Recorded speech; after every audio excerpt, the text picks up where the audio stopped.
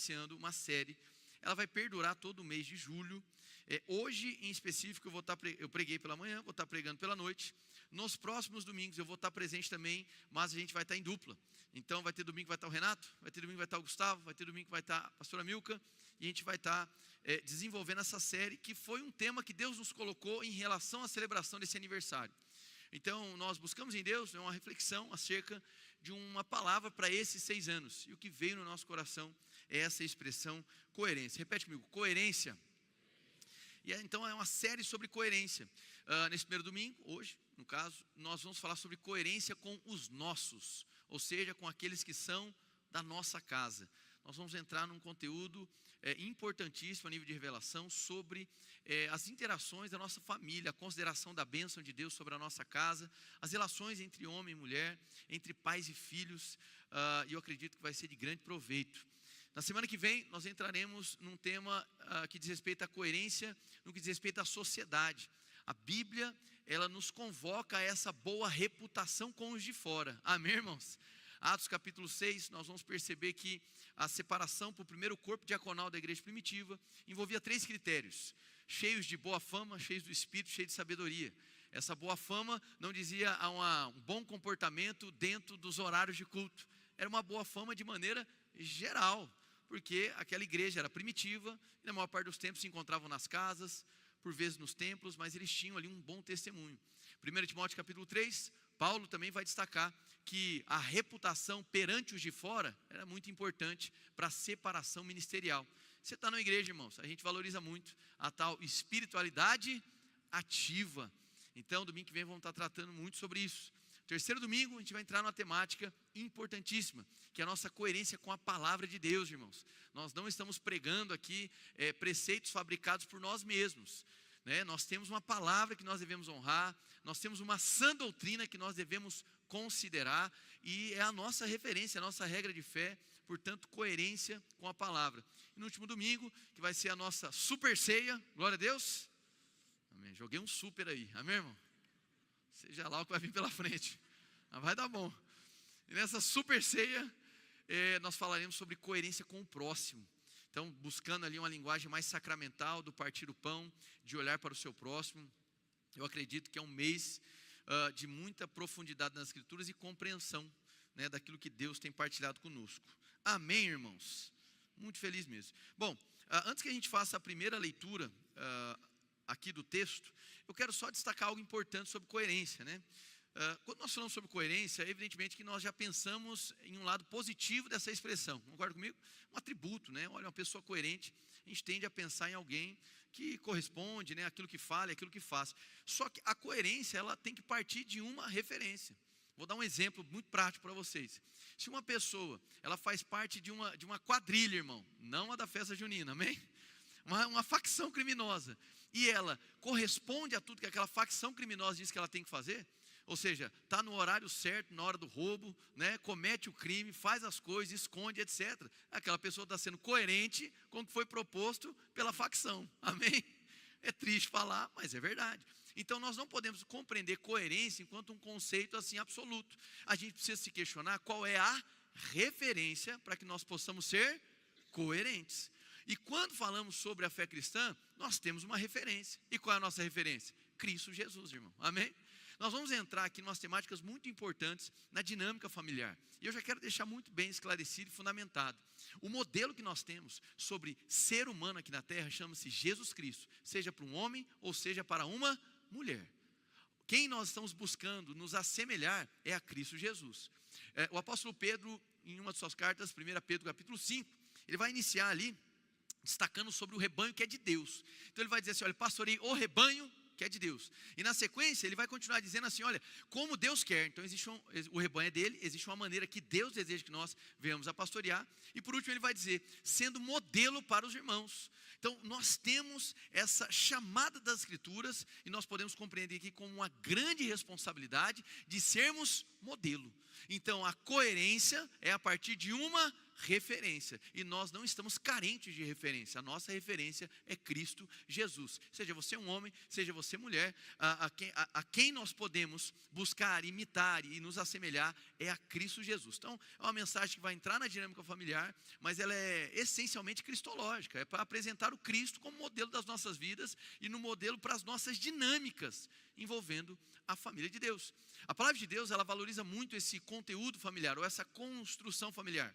Gênesis capítulo 1, nós vamos perceber que há vamos dizer assim, uma declaração de propósito, uma expressão de propósito de Deus para com o homem que envolvia uma família. O desenvolvimento da sociedade a partir de uma família. Nós podemos observar também um texto que é um tanto quanto desafiador, em João 19, do verso 25 ao 27, quando Jesus é ali crucificado, e tem aquele grande momento, né, onde ele vai fazer aquele diálogo com a sua mãe e com João, dizendo: João, a partir de agora, olha que ela é a sua mãe.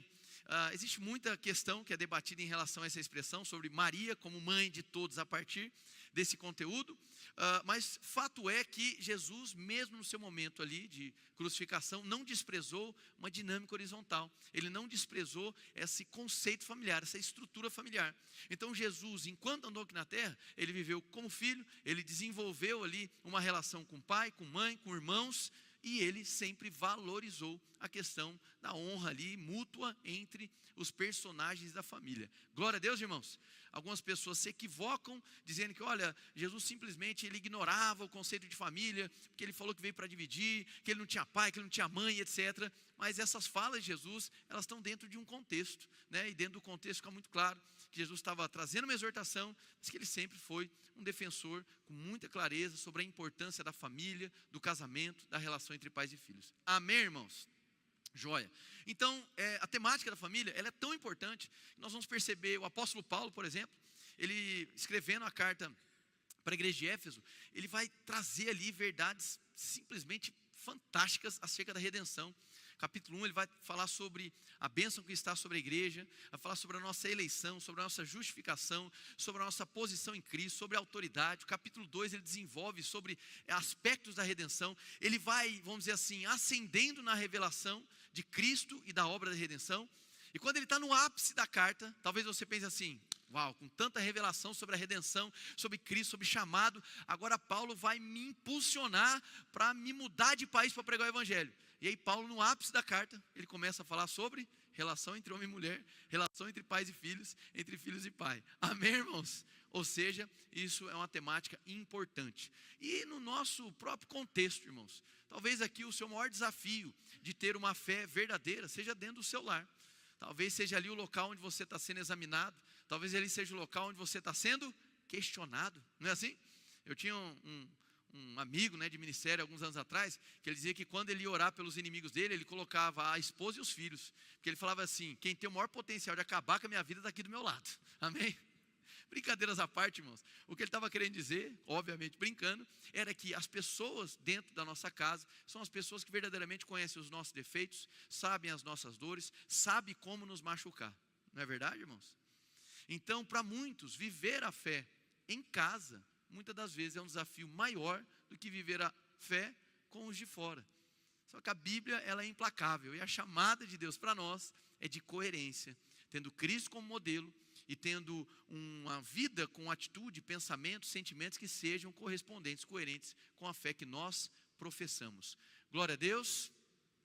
É possível de se perceber, irmãos, que inclusive na sociedade, até para pessoas que não creem em Cristo Jesus, existe um pressuposto aí inserido na sociedade de que o cristão ele tem filtros morais distintos. Comentei hoje pela manhã, e é um fato, que logo no começo do ano, quando estava tendo aquele programa Big Brother, que, meu irmão, não sei se você gosta, mas se gosta eu lamento, melhorar os seus gostos é bom, amém? É uma desgraça.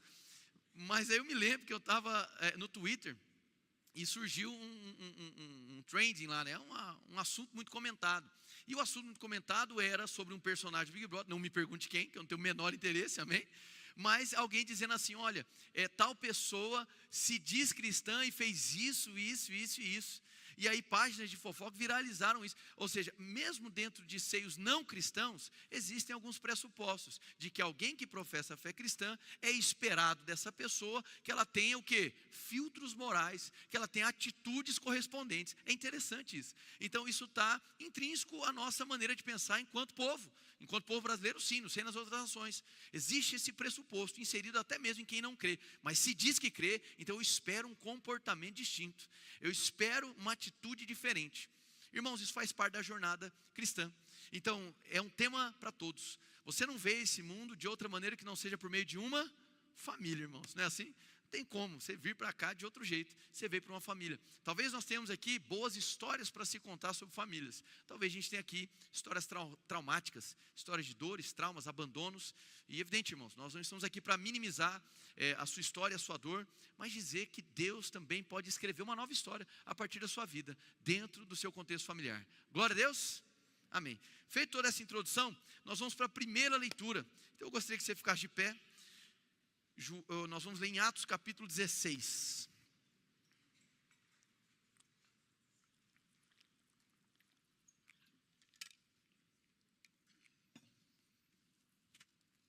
Atos 16, nós vamos ler do versículo 26 ao 34. Deixa eu abrir aqui. Atos 16, verso 26, diz da seguinte maneira: de repente houve um terremoto tão violento que os alicerces da prisão foram abalados. Imediatamente todas as portas se abriram e as correntes de todos se soltaram. O carcereiro acordou e, vendo abertas as portas da prisão, desembaiou sua espada para se matar, porque pensava que os presos tivessem fugido. Mas Paulo gritou: não faça isso, estamos todos aqui. O carcereiro pediu luz, entrou correndo e, trêmulo, prostrou-se diante de Paulo e Silas. Então levou-os para fora e perguntou: senhores, que devo fazer para ser salvo? Verso 31, e eles responderam: creia no Senhor Jesus e serão salvos você e os da sua casa. E pregaram a palavra de Deus a ele e a todos os de sua casa. Naquela mesma hora da noite, o carcereiro lavou as feridas deles e em seguida, ele e todos os seus foram batizados. Então os levou para a sua casa, serviu-lhes uma refeição e com todos os de sua casa alegrou-se muito por haver crido em Deus. Feche seus olhos. Senhor, em nome de Jesus, nós queremos te agradecer por essa oportunidade gloriosa, Pai, de poder abrir a sua palavra, de poder meditar no texto bíblico, receber a tua palavra.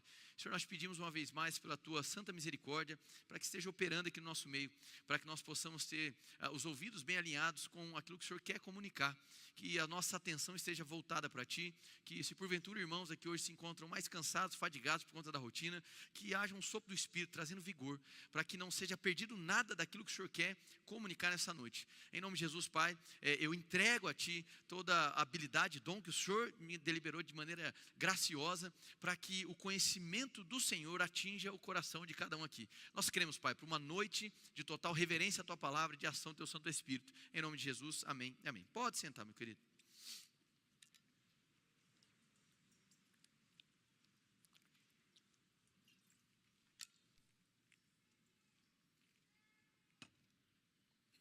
Glória a Deus. Bom, perceberam aí que o primeiro texto que a gente está trabalhando é um texto muito utilizado, especialmente em imã de geladeira e adesivo de carro, é ou não é? Creia no Senhor Jesus e serão salvos você e os da sua casa.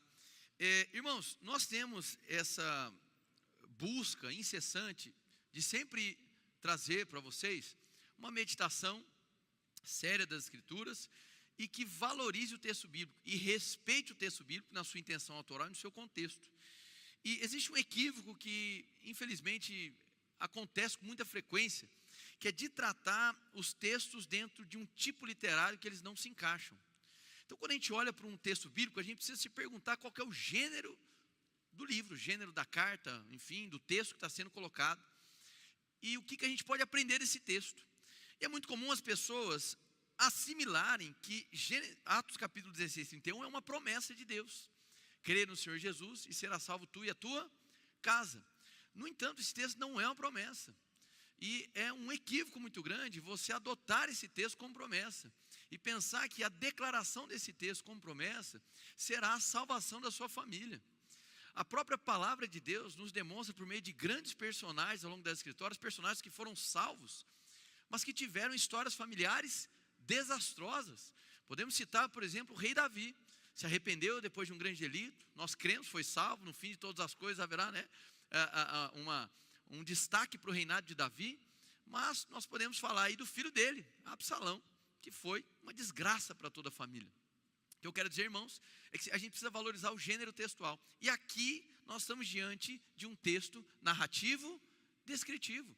Não é uma prescrição e nenhuma promessa.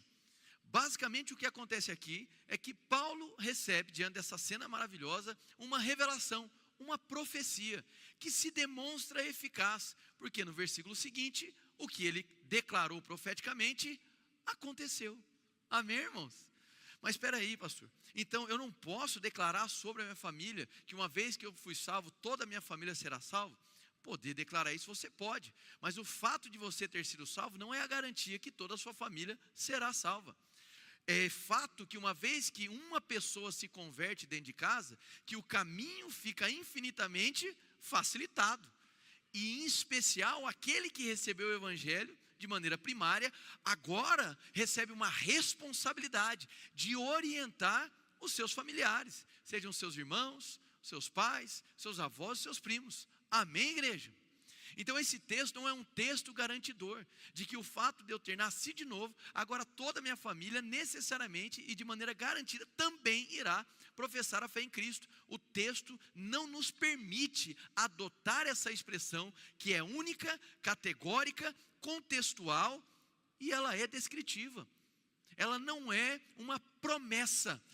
O autor de Atos é Lucas, e ele está retratando, ele está descrevendo, ele está trazendo uma narrativa de um fato miraculoso, um terremoto que acontece, aquele carcereiro que fica desesperado, porque os seus prisioneiros agora poderiam ter saído, mas ele fica admirado, porque Paulo não agiu pela mera oportunidade, Paulo de alguma maneira discerniu pelo Espírito ali o compromisso que ele deveria ter naquela prisão, e então esse carcereiro faz a pergunta: olha, o que eu devo fazer para ser salvo? Paulo então responde: crer no Senhor Jesus e serão salvos você e os da sua casa. Pausa, isso é uma profecia que se cumpre no verso 32. E pregaram a palavra de Deus a ele e a todos os de sua casa. Verso 33, naquela mesma hora da noite o carcereiro lavou as feridas deles e em seguida ele e todos os seus foram batizados. 34, então os levou para sua casa, serviu-lhes uma refeição e com todos de sua casa alegrou-se por muito haver crido em Deus. Eu sei que por vezes receber esse conteúdo que eu estou compartilhando, talvez te deixe até desgostoso, porque ficou acostumado a tratar isso como promessa. A verdade, irmãos, é que quando você é alcançado pelo Evangelho, o que chega para você, vamos dizer, são responsabilidades. E sobretudo ao que diz respeito ao que a Bíblia chama de os seus, os nossos, né? Ou seja, os que são de casa, nós temos uma santa responsabilidade de ser um referencial seguro de Cristo para orientar os nossos familiares. Amém? Então o que nós recebemos diante da conversão, talvez você tenha sido o primeiro da história da sua família. Até onde eu sei, eu fui o primeiro da minha casa e da minha família, do que eu conhecia das minhas ascendências. Amém? Descendência para baixo, ascendência para cima. Amém, irmão? Não vem com ascendência em lua, não. Aleluia? Não vem com essa, não. Ascendência é parente, irmão, que está acima. Glória a Deus. Então tá bom. E vocês gostam, né? O negócio é a confusão, né? Amém. Então, eu preciso entender isso. Uma vez que eu respondo positivamente ao Evangelho, agora recai sobre mim uma responsabilidade. E é evidente que uma vez que você tem alguém que é um luzeiro em casa, é sal da terra, que é semelhante a Cristo, o caminho agora está facilitado para que essas pessoas ouçam o Evangelho, conheçam o Evangelho. Mas a salvação, ela é individual. Amém, irmãos? Inclusive Ezequiel capítulo 18, que é um texto muito debatido, porque vai falar sobre maldição e etc. Basta ler Ezequiel 18 como um todo, você vai perceber que cada um prestará conta de si. Glória a Deus, irmãos. Então, essa tentativa de se criar uma espécie de maldição hereditária para justificar as questões, isso, biblicamente, você não tem embasamento, você não consegue sustentar. Porque o próprio autor vai deixar muito claro que essa salvação, essa resposta ao que Deus tem para nós, é uma resposta individual. Certamente, uma vez que nós somos inseridos no corpo de Cristo, nós nos tornamos um corpo só, nós somos uma unidade com Cristo. Amém, irmãos? Mas a resposta ainda assim é individual. Então, em nome de Jesus. Se você é o primeiro da sua casa a conhecer o Evangelho, se você hoje porventura está sendo provado dentro de casa, as pessoas duvidando da sua mudança, questionando, será que é assim mesmo? Será que você mudou de vida mesmo? Irmãos, eu oro para que você mantenha firme o testemunho de fé, para que você não pague o mal com o mal, para que você seja a quebra do ciclo de mágoa e de falta de perdão na história da sua família, que você seja ali o referencial de esperança, de paz, de pacificação, porque aí sim você estará cumprindo a sua responsabilidade de orientar os seus para a luz de Cristo. Glória a Deus, irmãos. Então esse texto não é um texto garantidor. Esse texto é uma narração, é uma descrição de uma cena onde Paulo recebe um conteúdo profético que se cumpre, dando certeza, validando que o conteúdo profético era verdadeiro. Foram salvos o carcereiro e os da sua casa. Pastor, eu posso crer para a conversão da minha casa? É evidente que sim. Eu posso desejar isso? É evidente que sim. A questão última é que você ter crido em Cristo não é o fato garantidor de que todos da sua casa também virão. Amém, irmãos? Vai lá para Josué capítulo 24. Vamos trabalhar um outro texto aqui importante.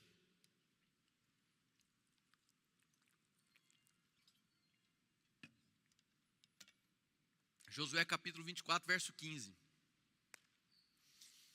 Bom, esse é um outro texto também muito utilizado, né? Então vamos ler. Josué 24, 15. Se porém não agrada a vocês servir ao Senhor, escolham hoje a quem irão servir. Se aos deuses a que os seus antepassados serviram além do Eufrates, ou aos deuses dos amorreus, em cuja terra vocês estão vivendo. Eu, porém, Josué, e a minha família serviremos ao Senhor.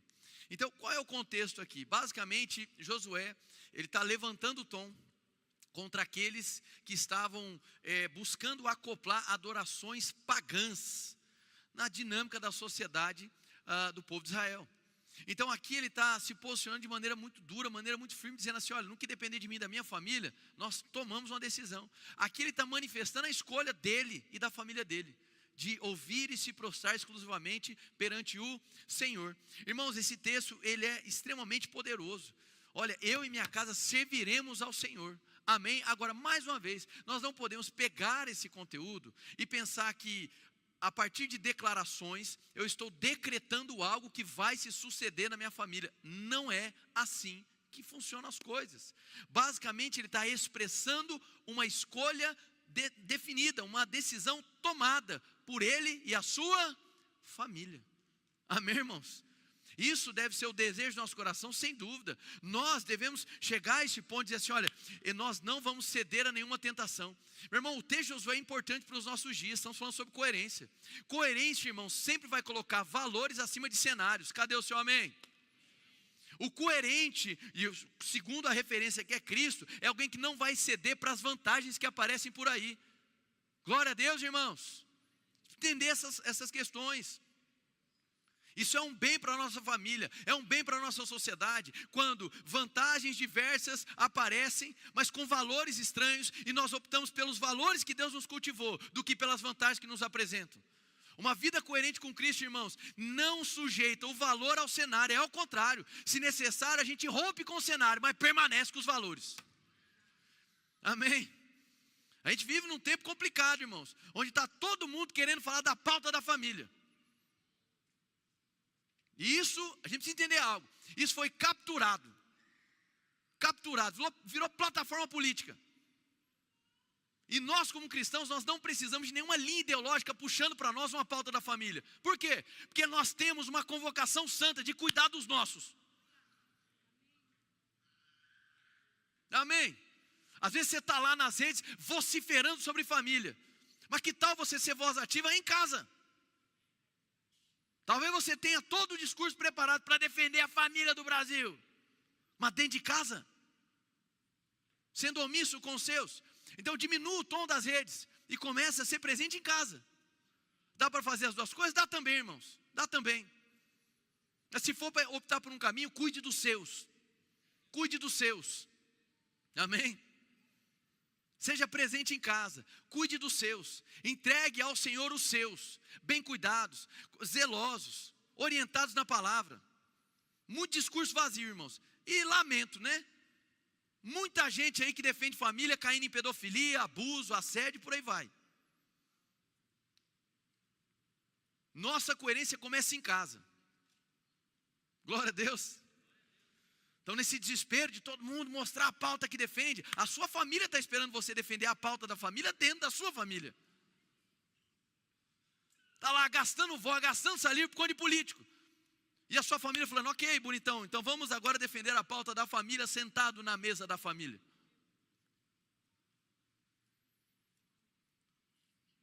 Amém? Eu e minha casa não cederemos às ofertas pagãs. Eu e minha casa não cederemos aos cenários vantajosos. Quem é coerente com o modelo que é Cristo, irmãos, não cede pelas vantagens. Você não se move pela oportunidade. Você não se move pela religião das circunstâncias. Você se move por Cristo. Ele é o seu modelo. Ele é a tua referência. Seja você homem, seja você mulher. É a Ele a quem você imita. Então os seus valores, eles não são rompidos pelo cenário. É o contrário. Os seus valores, eles fazem com que você permaneça firme em meio aos cenários.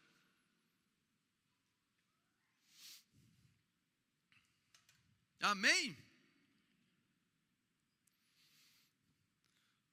Quando a Bíblia trata sobre família, é com muita seriedade.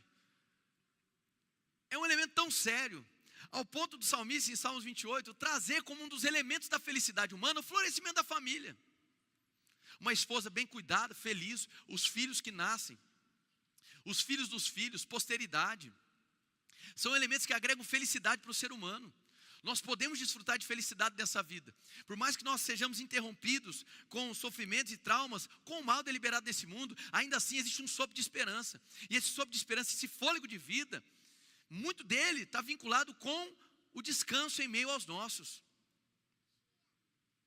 Glória a Deus, irmãos. E aí está lá você que recebeu o Evangelho.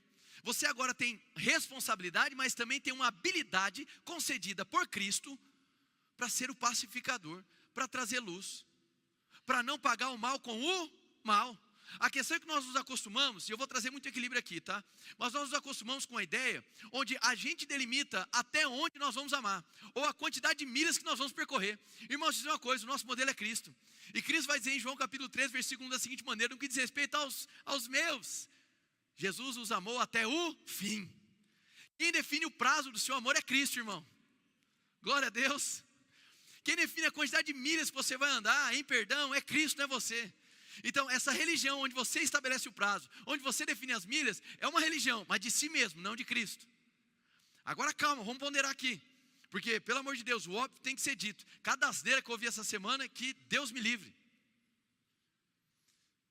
O fato de você amar até o fim, o fato de você não pagar o mal com o mal, não tem absolutamente nada a ver com ser complacente com erro e com crime. Amém? Assédio, crime, violência, abandono, abuso. O primeiro conselho é um 190, irmão. Glória a Deus.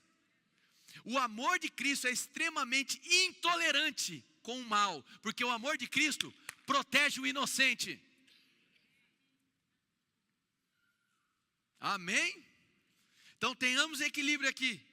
Por um lado, é achar que porque a ofensa foi grave, então agora eu estou habilitado a ofender também gravemente. Não. Quem define o prazo do amor é Cristo. Quem define a quantidade de milhas que eu vou caminhar em perdão é Cristo. Agora tem também um outro extremo. É pensar que o amor é tolerante com o mal. Não, o amor é extremamente intolerante com o mal. Porque o amor de Cristo protege o inocente. E o que é crime, irmão. Não tem o que relativizar. Ame até o fim. Preso, está tudo bem. Amém?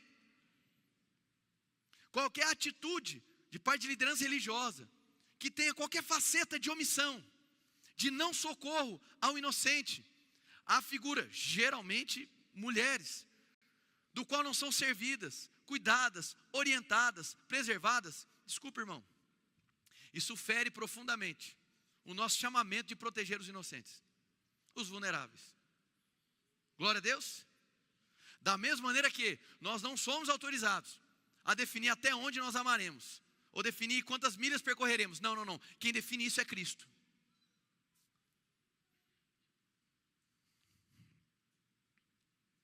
Amém. Que a sua casa sirva ao Senhor. Mas infelizmente, São muitos cenários catastróficos que acontecem dentro de casa. Cenários que pessoas são machucadas, feridas dentro de casa. O local onde deveria ali ser testemunhado o cuidado e a paternidade, a maternidade, enfim, por vezes, é o local do desespero. Às vezes é o local do trauma. E eu falo isso lamentando muito, irmãos.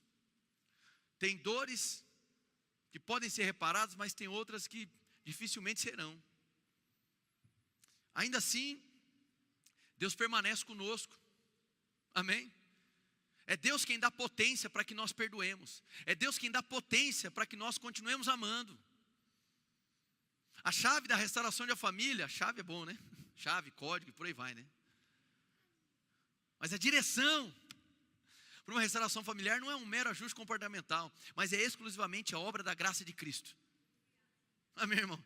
É assumir a sua completa impotência de reconstruir cenários e reconhecer dependência para aquele que é especialista em restaurar as relações. Não é um mero ajuste, não é uma mera questão afetiva, são coisas mais profundas que somente a graça de Deus operando. Então a chamada é para uma dependência, irmãos. Família deve ser tratado não como uma mera instituição social. Família é o veículo pelo qual a bênção do Senhor opera. O próprio casamento é a junção pela qual faz com que duas pessoas agora entrem nessa dimensão da bênção que é familiar. Gênesis capítulo 12, versículo 3 vai trazer uma clareza para nós sobre a bênção que alcançariam as famílias da terra. Repete comigo, família. Há um propósito familiar.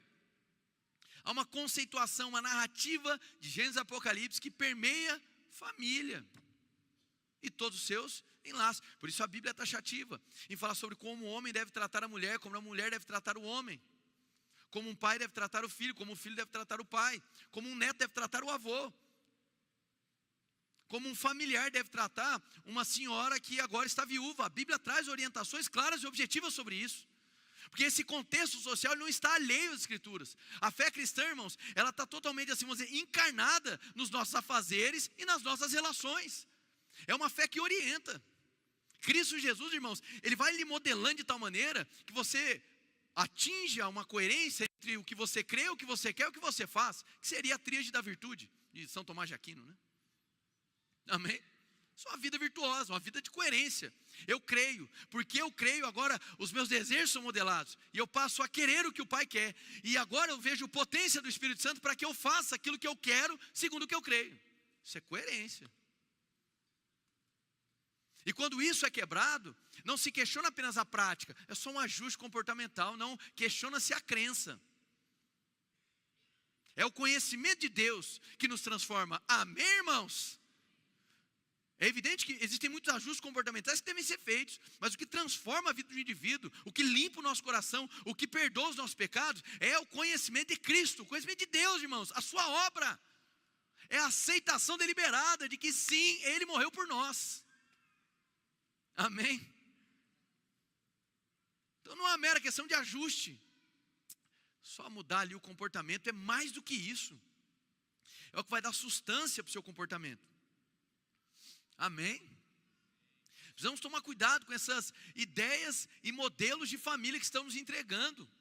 Algumas padronizações do masculino, algumas padronizações do feminino, e elas se alteram à medida que a sociedade vai mudando as eras. Há alguns anos criou-se no Brasil o que eu chamo de teologia da virilidade. Criou-se um estereótipo. Criou-se um estereótipo.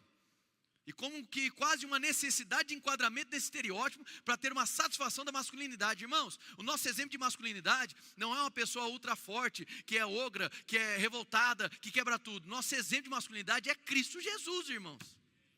Amém. Uma pessoa pode ser profundamente apaixonada por esportes. Eu cresci no meio do esporte, sou apaixonado. Mas tem muitos homens que talvez não tenham essa paixão pelo esporte. Não são mais homens, nem menos homens, irmãos. Vão ter homens que gostam de coisas mais radicais, outros menos. Eu gosto de livros, outros menos. Que ideia é essa de padronizar um estereótipo de virilidade?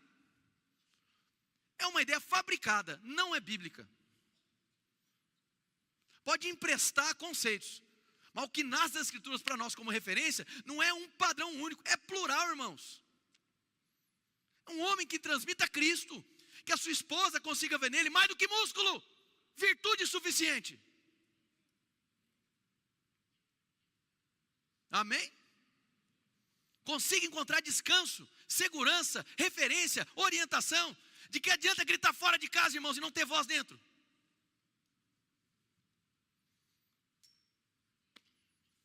Então não, a fé cristã não te apresenta estereótipos de virilidade. Não, o alvo não é esse. Alguns serão facilidade, outros menos.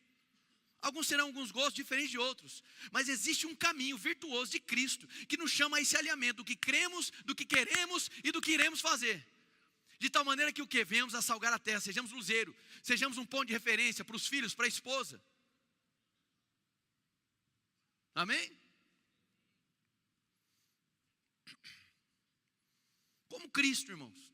Não ficava se comparando, não ficava criando um único padrão, disso ou daquilo. A sociedade muda, irmãos. O que hoje é visto como ultra virilidade, há 150 anos atrás não era visto. Até as roupas eram diferentes. Aí você vai ficar se casando com o espírito da época, se casando com o padrão da época.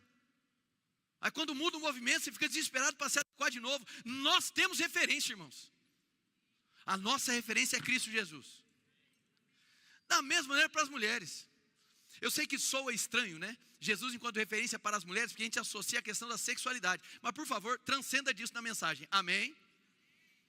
Cristo é referência para homem, Cristo é referência para a mulher. Só se desprenda um pouco da questão dos caracteres femininos. Deixa isso um pouco de lado. Falando de pessoalidade, de humanidade. Aí está a nossa referência. Ah, mas Jesus, ele falou de pegar em arma e vamos quebrar as mesas e lançar o chicote. Uma vez. O fluxo natural de Jesus era manso e humilde. Amém? Fluxo natural de Jesus é o quê? Mansidão e humildade, tranquilidade, calmo, gente boa, irmão. Amém? Pelo amor de Deus. Agora, extremamente não complacente com o mal. Então, diante de pessoas inocentes sendo ofendidas, diante de injustiças que ele estava testemunhando, virava a mesa, irmão. Estralava o chicote. Se irava profundamente. Quando viam pessoas sendo ludibriadas, quando via um sistema caído, quando via as injustiças, aí ele trazia para fora uma ira santa e necessária. Porque se você demonstra complacência ou omissão perante o mal, aí você é um covarde. Mas o fluxo natural de Jesus era mansidão e humildade. Uma vez um adolescente me perguntou: pastor, pode fazer uma pergunta? Pode. Ele falou: Jesus era massa? Eu falei: era. Falei: então ele era de boa assim? Falei: sem dúvida. É um cara da hora, ele ia estar com a gente aqui, na moralzinha, amém? Não tem como, irmão, você olhar para Jesus, olhar para as Escrituras, olhar para o pessoal juntamente com ele, amém? Para os diálogos e etc, e pensar que Jesus era mala, amém? Jesus era maneiro, cara, de verdade mesmo. Eu não consigo associar uma figura de uma pessoa ranzinza, revoltada, se comparando o tempo todo. Olha o que eu fiz, você não fez. Não. Mansidão, humildade, partir do pão. Vamos trazer para perto, vamos sentar na mesa, vamos ficar juntos. Jesus era da hora. Tinha umas ideias meio malucas, amém? Vamos comer. Separa aí o pão, mas só tem 5 e 2 peixinhos. Dá seus pulos, jacaré, amém? Isso aqui é a versão Henrique Maia atualizada e revisada. Aleluia. Glória a Deus. Jesus era tranquilo, irmãos. Era um cara bacana. Cuidado com essas respostas. Quero derrubar tudo. Calma aí. Segura um pouco a onda. Tem os momentos onde você tem que mostrar, se necessário, agressividade contra aquilo que é mal, para proteger os inocentes. Amém? Começando com os de casa. Sua família precisa sentir que você vai dar a vida por elas. Sua esposa e seus filhos. Sua família precisa perceber que você, mulher, vai dar a vida pelos seus filhos e pelo seu marido. De maneiras distintas, homem e mulher são diferentes, irmãos, amém? Cada um vai carregar algo para dentro da relação, da família, da dinâmica. Eu sei que existem ideias que estão assim, muito bem fixadas, mas elas partem de coisas superficiais. E eu quero trabalhar isso com vocês. Vai lá para Efésios capítulo 5, versículo 21. Irmão, se você conseguir me amar, depois de hoje, a gente vai caminhar para sempre junto, amém? Acho que hoje é o dia, amém? Decisivo. Vamos lá, Efésios 5.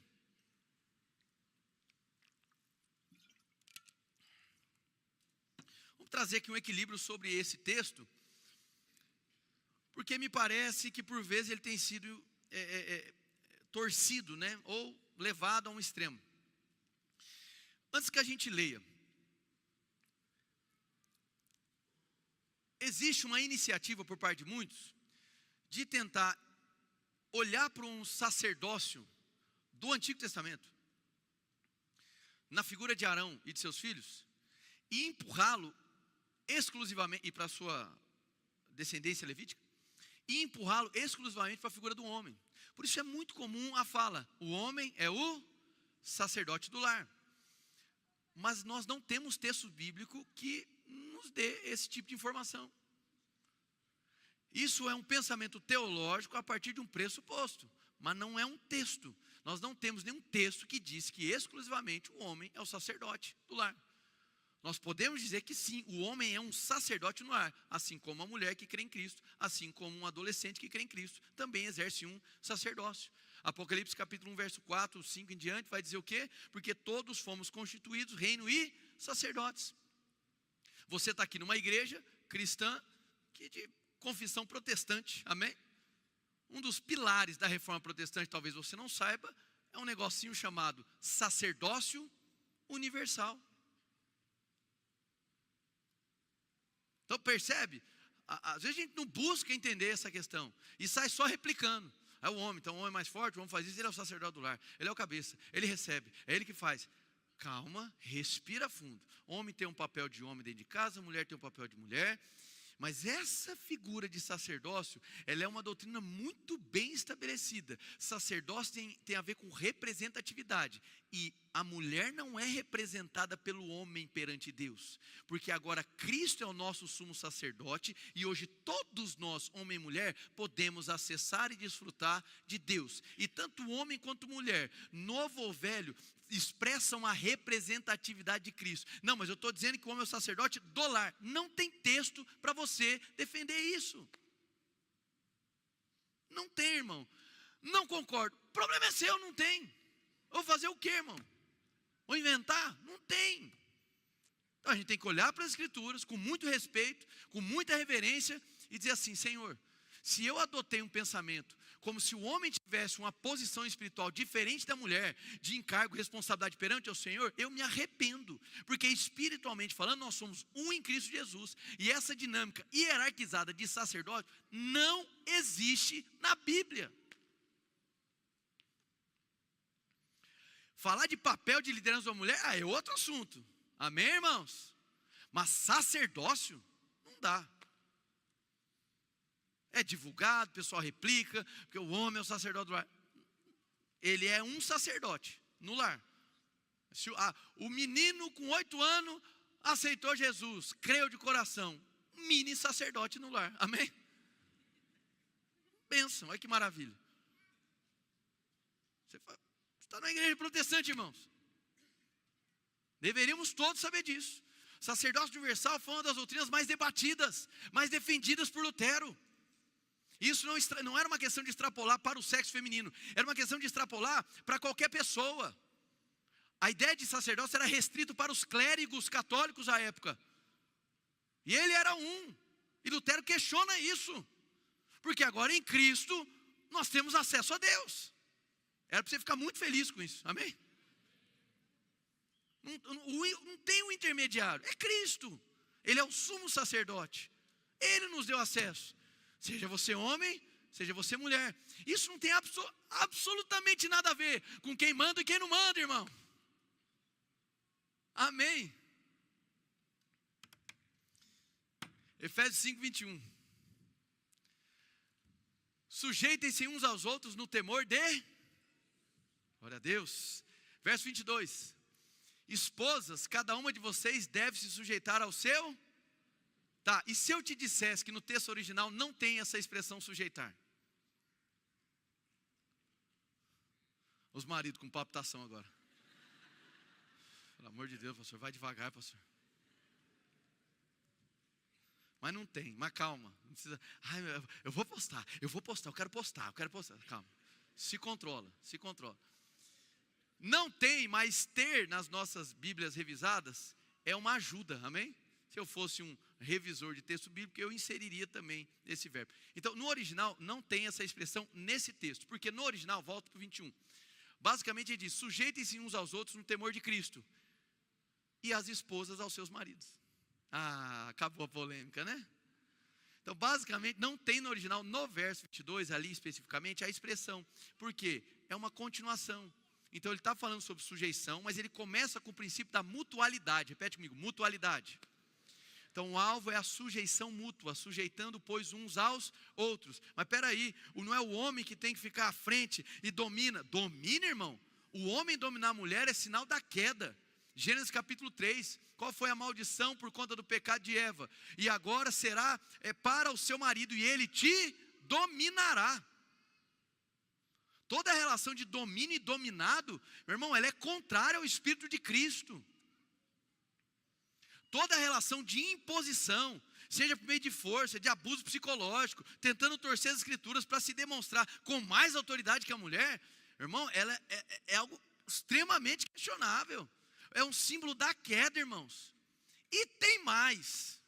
A expressão sujeição aqui, de sujeitar, que está sim falando da mulher ser submissa ao marido, ela é uma palavra no grego que aponta não para obediência.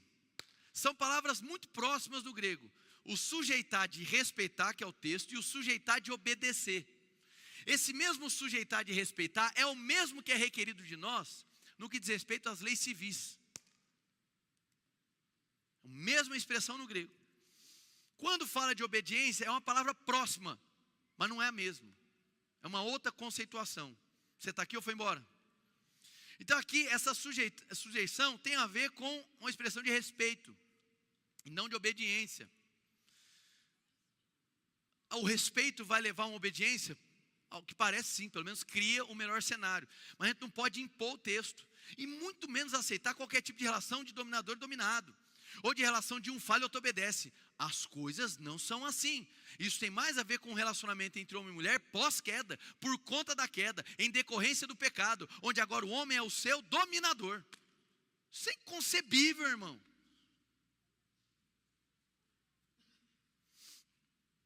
Experiência de gabinete pastoral, óbvio, inúmeras, tá? Pensamentos equivocados como esse, criando situações de abuso, criando situações de manipulação, de ofensa grave, usando o texto bíblico de uma maneira equivocada. Porque pensa que a submissão é simplesmente um cala-boca.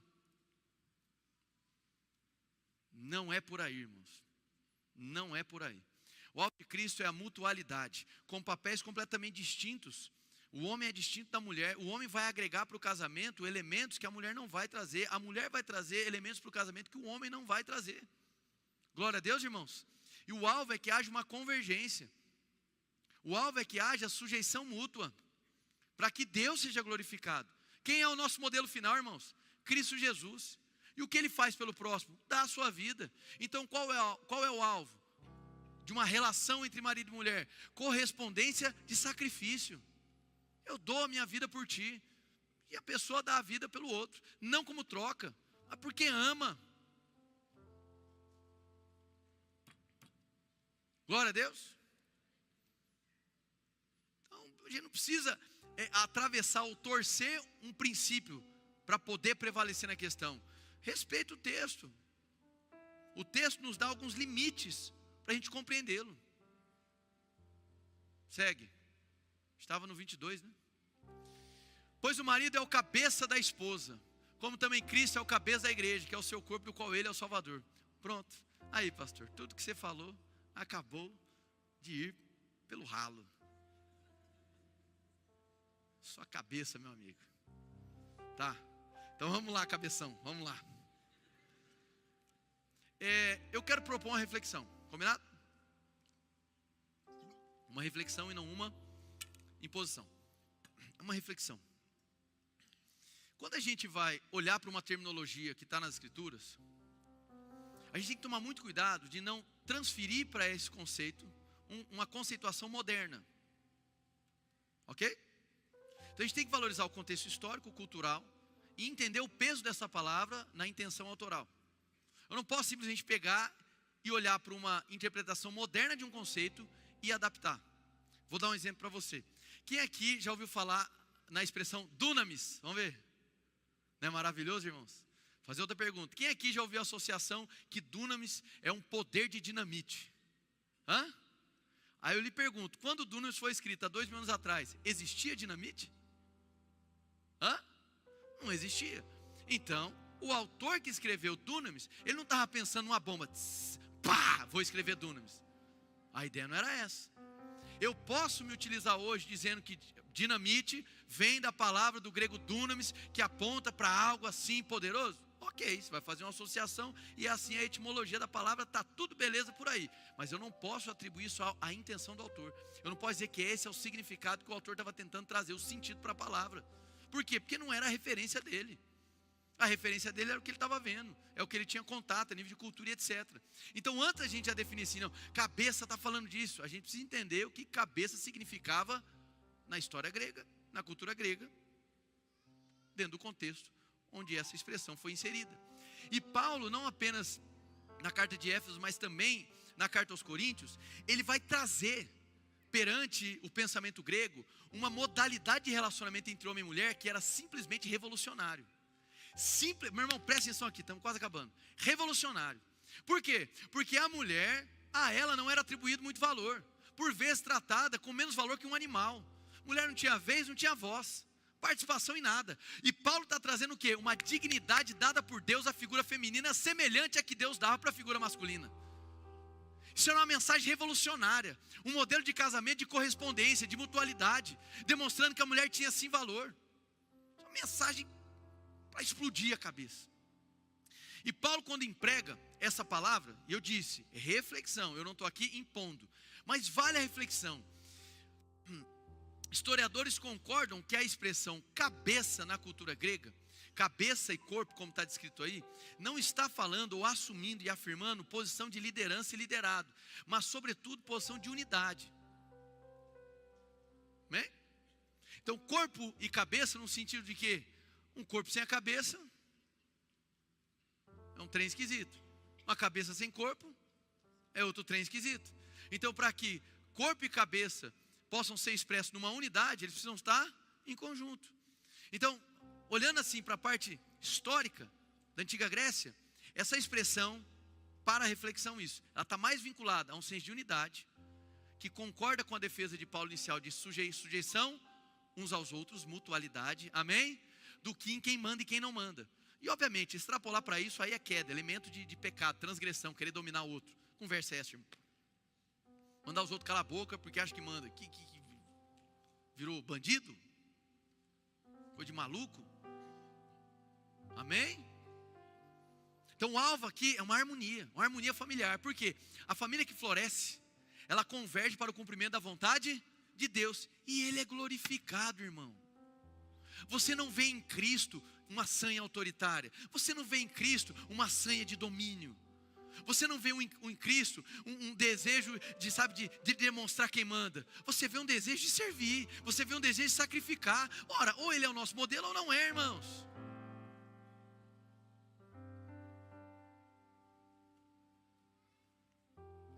Então o florescimento da família, o alinhamento com a vontade de Deus, ele é maravilhoso. Ele engrandece ao Senhor. Vamos lá. Como não em Cristo, cabeça da igreja, 24. Como a igreja está sujeita a Cristo, assim a esposa seja sujeita em tudo ao seu marido. Mais uma vez, a sujeição aqui diz respeito ao respeito. E esse em tudo ao marido não é aval, irmãos. O amor de Cristo não é tolerante com o mal. E não é tolerante com os abusos, não é tolerante com os assédios. Glória a Deus. Precisa tomar muito cuidado com isso. E essa submissão também não é apenas a estar debaixo da mesma missão. Às vezes a missão que o homem tem é uma missão podre, fedorenta, nojenta. Estar debaixo dessa missão é morte. Amém? Não é apenas uma questão de estar debaixo ou não. A questão é a convergência de adoração a Cristo. Essa liderança a qual a mulher deve sim se sujeitar, deve sim se respeitar, é uma liderança como a de Cristo. Basicamente o texto está dizendo da seguinte maneira: homem, seja o referencial de Cristo para sua esposa. Há uma liderança como a de Cristo, ela há de se sujeitar. E nesse respeito pela liderança de Cristo, o que vai acontecer é o quê? Mutualidade. Porque como Cristo, como que você vai liderar a sua esposa? Dominando ou servindo? Servindo, meu Deus do céu. Por isso, sujeitem-se, pois, uns aos outros. Glória a Deus. Amém. Óbvio de Deus é uma relação harmoniosa. É um homem que dá a vida pela sua esposa. É um homem que dá a vida pelos seus filhos. É uma mulher que dá a vida pelo seu esposo. É uma mulher que dá a vida pelos seus filhos. Glória a Deus. Caminhando para o final. Deuteronômio capítulo 6. Verso 7.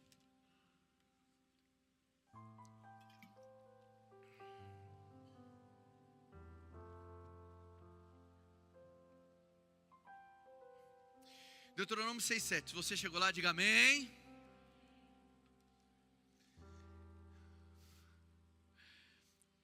Bom, vamos lá. Esse Deuteronômio 6 é o famoso Shemat Israel, a grande chamada de Deus para Israel, trazendo o povo à obediência à lei de Deus, reconhecendo Deus como único Senhor. E aqui vai ter uma mensagem específica para os filhos. Ensine-as, falando da lei, com persistência aos seus filhos. Fale sobre elas quando estiver sentado em casa e quando andar pelo caminho, quando se deitar e quando se levantar. Olha que texto maravilhoso. Mais para frente vai falar que então o seu filho se lembrará do que foi ensinado. O que eu quero destacar aqui, que é muito importante para você que é pai, é cuidar dos nossos filhos. É uma maneira pela qual nós não apenas obedecemos a Deus, mas também adoramos a Ele. Glória a Deus. Agora preste atenção, esse texto, quando você lê ele tem caráter de promessa ou de transmissão de responsabilidade? Responsabilidade, amém? É um faça isso, ande dessa maneira. E aqui ele vai trazer um caráter de continuidade de educação. A gente poderia falar assim que Deus está comissionando os pais a educarem os seus filhos a partir da palavra de Deus. Ora, talvez você se veja inviabilizado de cumprir a risca o sentado de pé, deitado. E é evidente que aqui está falando de um tempo de tradição oral. Mas no nosso contexto atual, o que seria esse ato contínuo de educação? Ora, os momentos onde você vai abrir a Bíblia e ensinar aos seus filhos. Mas também os momentos onde você vai fechar a Bíblia. E fechando a Bíblia, você vai continuar sendo a revelação da Bíblia para os seus filhos. Glória a Deus, irmãos. Muito bem, agora eu quero trazer um outro equilíbrio. Em nome de Jesus, eu não estou tentando colocar uma situação de alegria ou outra de desânimo, não é isso. Mas eu preciso trazer equilíbrio. Provérbios capítulo 20 é um texto também muito utilizado, que vai dizer, olha, ensina o seu filho no caminho que se deve andar, e dessa maneira, quando ele envelhecer, de maneira alguma ele se desviará dele. Mais uma vez, você precisa questionar o gênero textual, e esse texto também não é uma promessa. Esse texto está dentro da literatura de sabedoria, a literatura sapiencial judaica, é uma sabedoria judaica. E a literatura sapiencial judaica, ela não está trazendo para nós uma garantia absoluta das questões, mas é um provavelmente será, se assim você suceder. O livro de sabedoria judaica, olhando ali para Provérbios, Eclesiastes, ele está trazendo para nós o quê? Diretrizes para a vida, princípios da vida. Basicamente, se a gente fosse fazer uma exemplificação, ele está dizendo assim, olha, se você pegar 100 pais criando os seus filhos no caminho do Senhor, com toda certeza você vai ter um número muito maior de crianças que continuarão caminhando no Senhor do que 100 pais que educarem os seus filhos na bagaceira. Deu para entender ou não? Basicamente isso. mas ainda assim não é um elemento garantidor final. Olha, eu ensinei, fiz tudo certinho, com toda certeza ele será salvo. Irmãos, também não é por aí, porque a salvação continua sendo individual. Já conheci muitos pais, infelizmente, que se culpam, se martirizam por terem se dedicado aos filhos e por vezes os filhos na idade adulta simplesmente ignorarem tudo que foi ensinado. Bom, primeiro, se você se situa nessa situação, eu queria te dizer que continue crendo, continue tendo esperança. É muito possível que a semente que você plantou um dia vai voltar a florescer. Amém? Agora, segundo, entenda que uma vez que ele atinge ali uma consciência, né, de fé e etc., de crença, ele é responsável pela definição de fé da vida dele. Glória a Deus, irmãos. Não deixe de semear, não deixe de acompanhar, continue dando o seu máximo. Se o seu filho hoje está distante dos caminhos do Senhor, se necessário, pare tudo que você está fazendo e se dedique a Ele. Amém, irmãos? Glória a Deus. Se você hoje, sei lá, está acumulado de responsabilidade no ministério e não tem tempo de ver seu filho, abandone essas responsabilidades e foque no seu filho. Se dedique, semeie. Mas se ele nunca voltar, ainda assim valeu a pena, porque você obedeceu ao Senhor e deu toda a sua vida por aqueles que a Bíblia chama de os seus. Glória a Deus. Ponto. Então é isso, nosso papel é educação continuada, seja com a palavra aberta, seja com a palavra fechada, mas através do nosso testemunho. Que a sua vida seja um convite para os seus filhos. Glória a Deus, irmãos. Que o caminho que você apresenta para o seu filho seja algo totalmente correspondente à sua própria vida. Que não seja um caminho estranho. Que ele consiga ver no caminho que você está apontando a sua própria vida. Que o seu filho veja nas suas atitudes, na sua maneira de responder, de reagir, de premeditar, de planejar, de pensar, de falar, de se expressar. Que ele veja um referencial de Cristo, irmão. Glória a Deus. 1 Timóteo capítulo 5, vamos lá.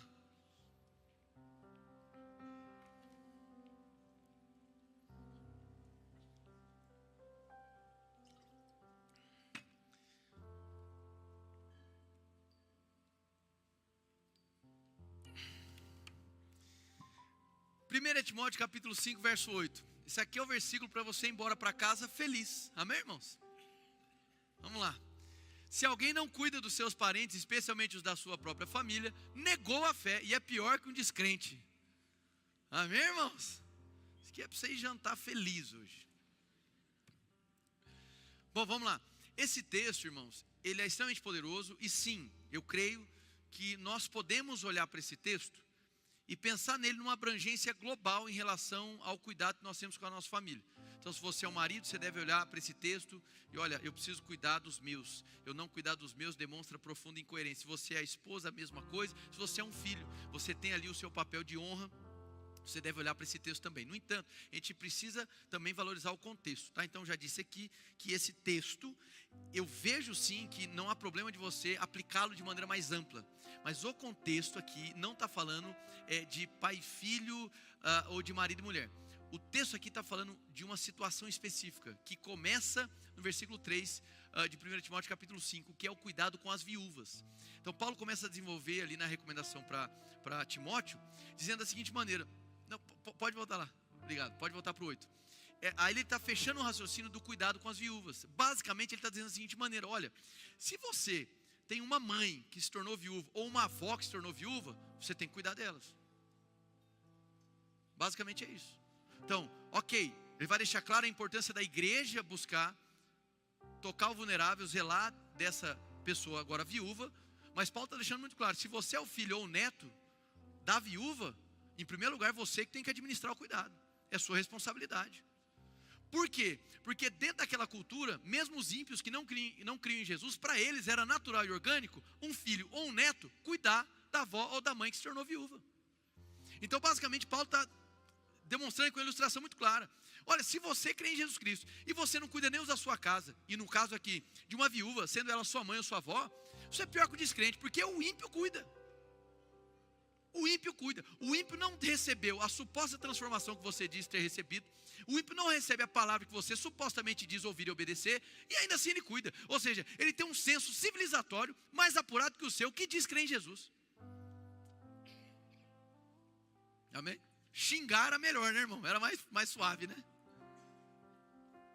Então é isso. Agora, nós podemos trazer isso de maneira mais ampla no que diz respeito ao marido cuidar da sua casa? Evidentemente sim. Da esposa zelar pelos seus filhos e marido? Evidentemente que sim. Nós podemos falar de filhos honrando os pais? Com toda certeza. Então eu vejo uma aplicação ampla, mas respeitando o contexto, é sobre isso que Paulo estava falando. Ficou claro, irmãos? Então, basicamente, eu quero fechar com esse texto para trazer para você a intensidade que a Bíblia aborda sobre a responsabilidade de construção das nossas casas. Nós, Igreja Éden, falamos muito sobre espiritualidade ativa, sim ou não?